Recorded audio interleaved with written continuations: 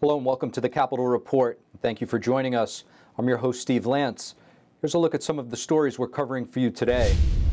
Gas prices hit a 7-year high and American families prepare for a more expensive winter as fuel prices continue to surge.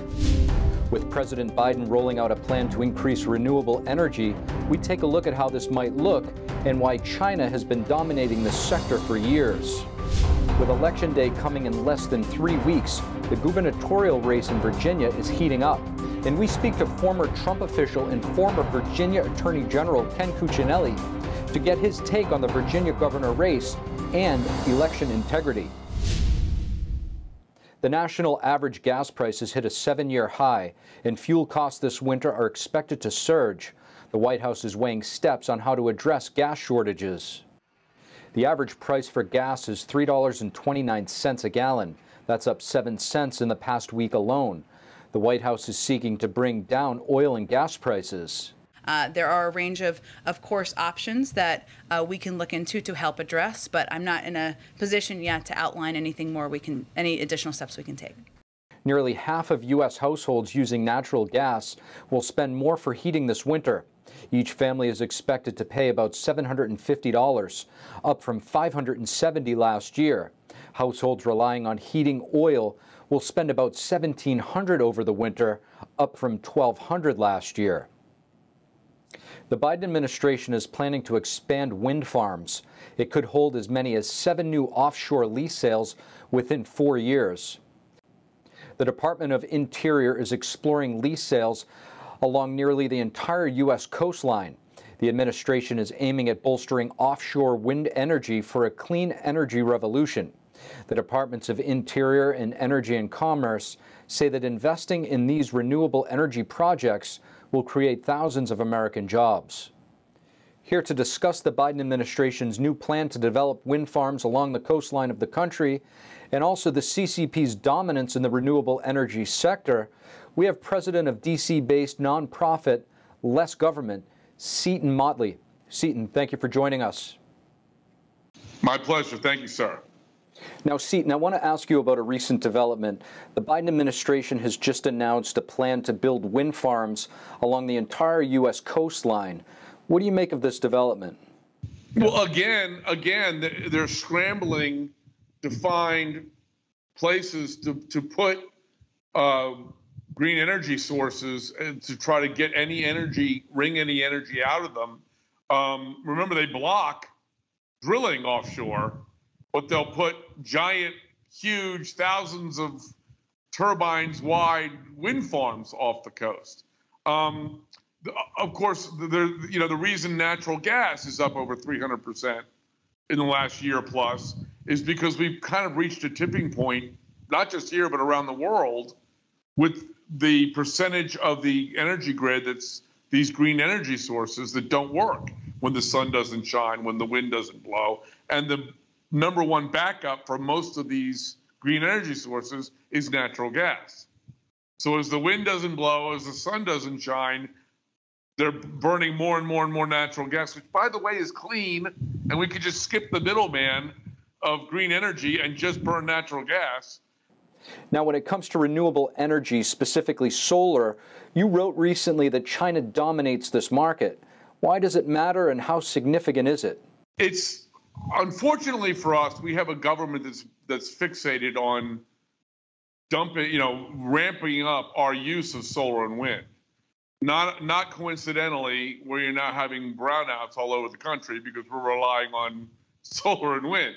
That being said, if we're going to do this, to have China dominate the market is a problem. And how they dominate the market is they engage in unfair trade practices. If you look at it globally, and if you look at it internally in China, you're talking about slavery. It's very hard to compete with zero salaries for employees of other companies when we have to actually pay our people to do stuff here. Seton Motley, thank you. Thank you, sir. 3 weeks before Election Day, and Virginia's gubernatorial race is tightening, drawing national attention. The education system has become a hot-button issue in the campaign. NTD's Anna Skabinski has more. Virginia and New Jersey are the only states holding gubernatorial elections this year. National big issues, abortion, school policy, the pandemic are driving the campaigns in Virginia. This week, a father accused the Loudoun County School Board of covering up the rape of his teenage daughter by a boy wearing a skirt in the girls' bathroom. The father was arrested while trying to confront the school board members about the assault. Attorney General Merrick Garland's decision to get the FBI to investigate the case raised concerns. It's also regarded as a test to the Democratic candidate Terry McAuliffe, who has been backing permissive transgender policies and questioning parental rights in school decisions. Yeah, I stopped the bill that I don't think parents should be telling schools what they should teach. In fact, in Fairfax County this past week, we watched parents so upset because there was such sexually explicit material in the library they had never seen. It was shocking. According to latest polling by Christopher Newport University, McAuliffe holds a marginal lead over Youngkin with 49 versus 45%, a significant narrowing between the two candidates. McAuliffe had a 9-point lead in August. Analyst Patrick Basham says many voters don't favor Democratic policies. They tend to be more traditional in their views. They don't want the government telling them what their kids should or shouldn't read or learn. The parents want input, and all of this is helping Glenn Youngkin's campaign. First Lady Jill Biden traveled to Richmond, joining McAuliffe in his campaign event. Former President Obama will show up at his campaign next Saturday.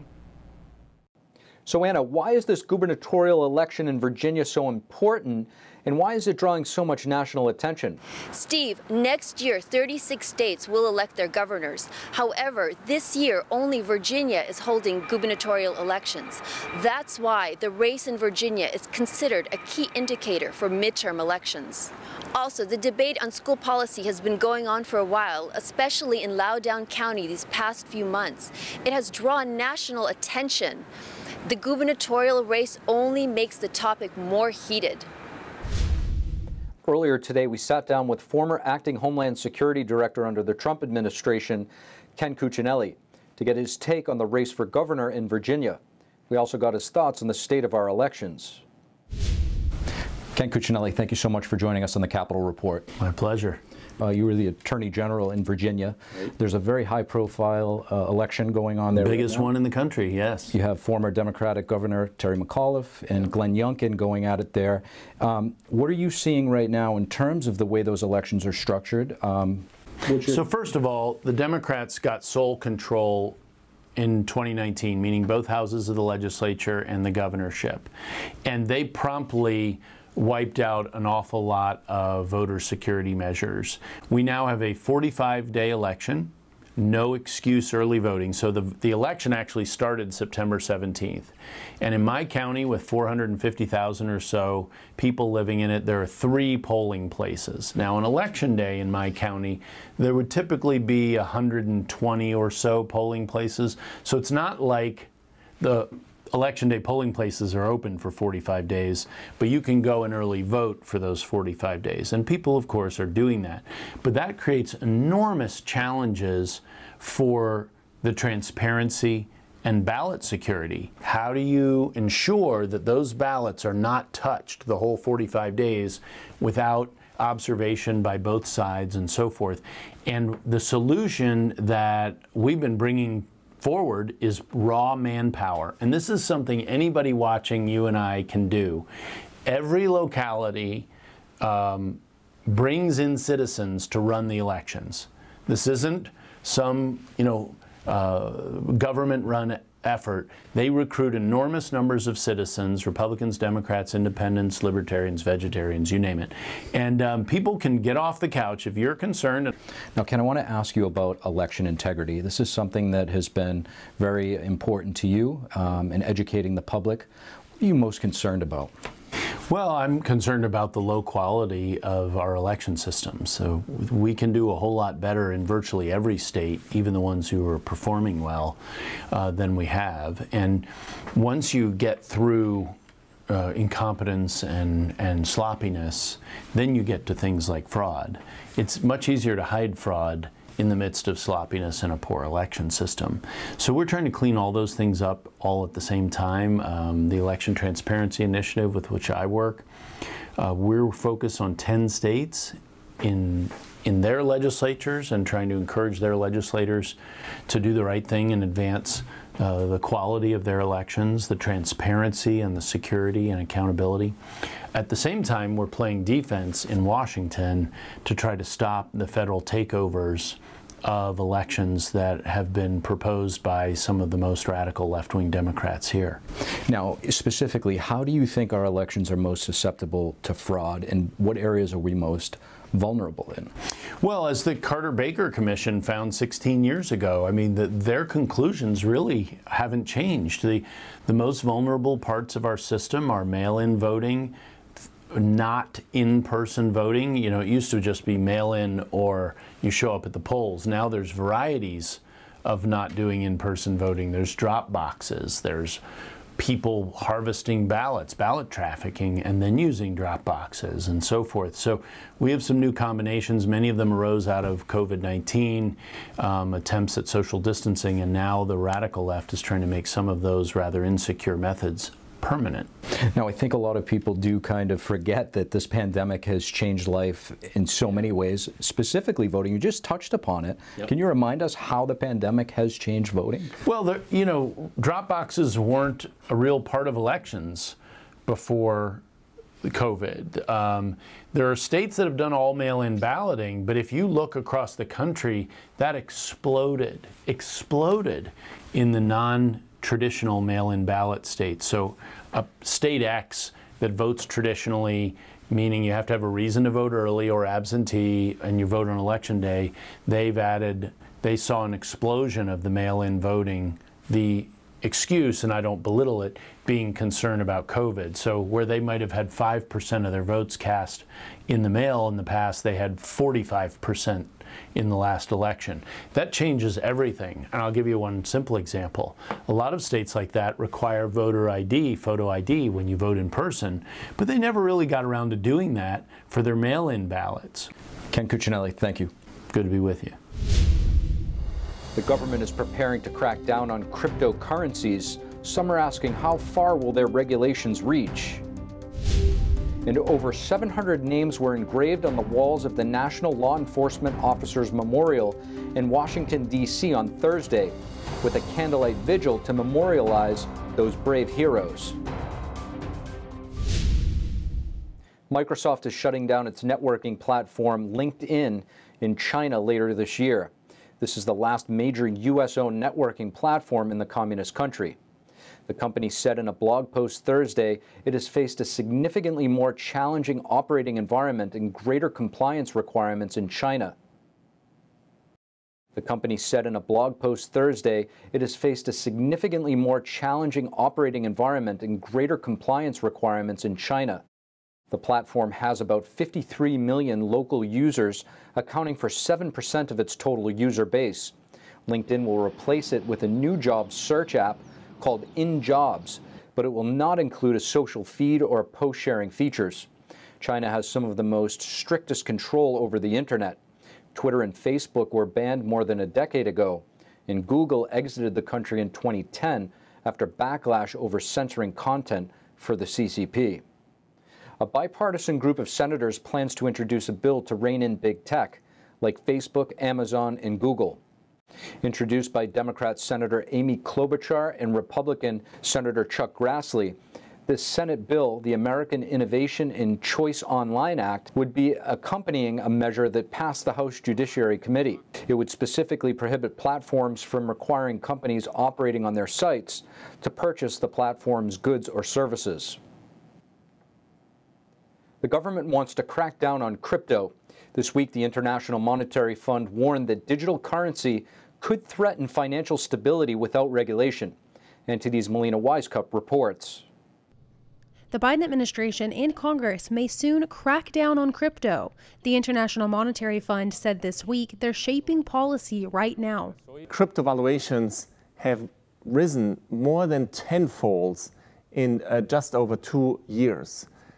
So we are taking a very deep look at the crypto ecosystem, and we're developing policy formulations for countries around the world. These digital coins have the ability to improve financial systems, but it comes with challenges. Right now, crypto operates outside of the regular financial system, which makes transactions hard to track and allows people to dodge taxes. That's a problem for the government, so they want to regulate it by requiring third-party platforms such as Coinbase to report transactions to the IRS. Governments are leery of cryptocurrencies, one, because they use their national currencies to manage monetary policy, and they couldn't do that with the cryptocurrency. But at the same time, I think they realize that it's becoming a bigger part of the financial world. I don't think that regulating crypto the way that other financial assets are regulated is necessarily a bad thing. And again, I think it just gives it more of a mainstream feel to it. Congress wants to close the tax loophole to rake in revenue to pay for the Democrats' multi-trillion-dollar social welfare and climate spending bill. The House is proposing to change the wash sale rule to include cryptocurrencies, meaning if you sell a crypto asset taking a loss, you cannot claim that loss on your tax return if you purchase that crypto asset back. So far, some crypto users are taking advantage of this loss gain loophole. You know, there is a little bit of an advantage that people might have, which could create a tax imbalance. Still, some financial experts oppose the regulations, saying it will squash innovation in the crypto industry. And that will intimidate smaller players to get in line too. And by just, it's almost like death by taxation and regulation, that the taxation and regulation is almost like a de facto ban if you make it prohibitive enough. And we should remember that the current stock exchange, the New York Stock Exchange, it evolved prior to federal regulation, right? It grew to a lot of sophistication before regulation came in. It was basically a self-regulating entity. He argues that the way to make crypto mainstream is not by regulation, but by accepting digital coins as a legal form of payment. El Salvador has become the first country in the world to make the cryptocurrency Bitcoin legal tender. The U.S. Congress, although they think they're protecting their tax base, really they're shooting themselves in the foot by making the U.S. less economically competitive and reducing opportunities here. Now, as Congress is working through all of this and figuring out how to implement these new crypto regulations, some are hoping that they'll do it more slowly. For example, Congressman Patrick McHenry, who's a Republican leader on a House Finance Committee, he says that he hopes whatever regulations they implement will ensure and foster innovation and ensure that America is a world leader when it comes to digital currency. Now, the Senate already passed that infrastructure bill, which does include crypto regulations. It would require any crypto broker to report to the IRS any crypto activity. Now, some are hoping that this will be modified when the House takes it up for consideration. Steve? And meanwhile, senators in both parties are urging Secretary of State Antony Blinken to appoint an official to oversee HAVANA syndrome response. More than 200 U.S. government employees have suffered brain injuries and other symptoms consistent with HAVANA syndrome. The cause remains a mystery. CBS reported a group of bipartisan senators, including Democrats Jeanne Shaheen and Robert Menendez and Republican Senator Jim Rich, jointly sent a letter to Blinken. A bill passed unanimously by both the House and Senate, providing funds for the treatment of the victims who say they've been affected. President Biden signed the bill into law last week.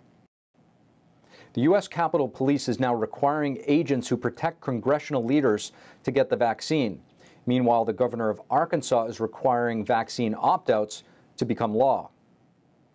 Agents on the Dignitary Protection Division of the U.S. Capitol Police will be required to get fully vaccinated or risk being reassigned. These agents protect congressional leaders like Speaker Nancy Pelosi and Senate Minority Leader Mitch McConnell. Spokesperson for the Capitol Police told The Hill this division is the only one that is being required to get the vaccine. This while the town of Leesburg, Virginia, has approved their vaccine mandate, even though there are concerns about police quitting. It will require town employees to be fully vaccinated within 90 days or else be fired. The town says they will offer medical and religious exemptions. 2 weeks prior, local police officers said a vaccine mandate would lead to mass resignations and protest. And Arkansas Governor Asa Hutchinson Wednesday allowed 2 bills to go into effect without his signature. The bills, as you know, mandate testing or proof of immunity as an alternative to vaccine requirements. It applies to all employers. And in Texas, around 150 former Houston Methodist employees are demanding their jobs back. They were terminated or resigned over the firm's COVID-19 vaccine mandates. These healthcare workers' requests are following Texas Governor Greg Abbott's recent executive order barring any entity in the state from imposing vaccine mandates.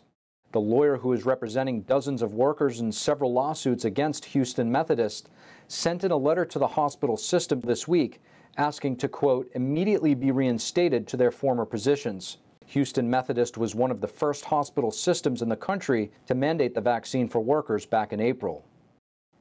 And a record number of U.S. workers voluntarily quit their jobs in August, led by bar and restaurant employees. A monthly report by the Labor Department shows that over 4 million Americans left their jobs in August. The number of those who quit rose roughly 3%. It represents the highest figure since December 2000. Nearly two-thirds of those who quit came from the accommodation and food services industry. The names of more than 700 law enforcement officers were formally dedicated to the National Law Enforcement Officers Memorial in the nation's capital. These are officers who have died in the line of duty since 2019. Thursday night, the annual Candlelight Vigil at the National Mall commemorated the lives and service of those law enforcement officers with a roll call of honor. A total of nearly 23,000 officers have had their names engraved and were honored since the dedication of the memorial 30 years ago. And that's all we have for you on the Capitol Report today. I'm your host, Steve Lance. Thank you for joining us, and we hope to see you next time.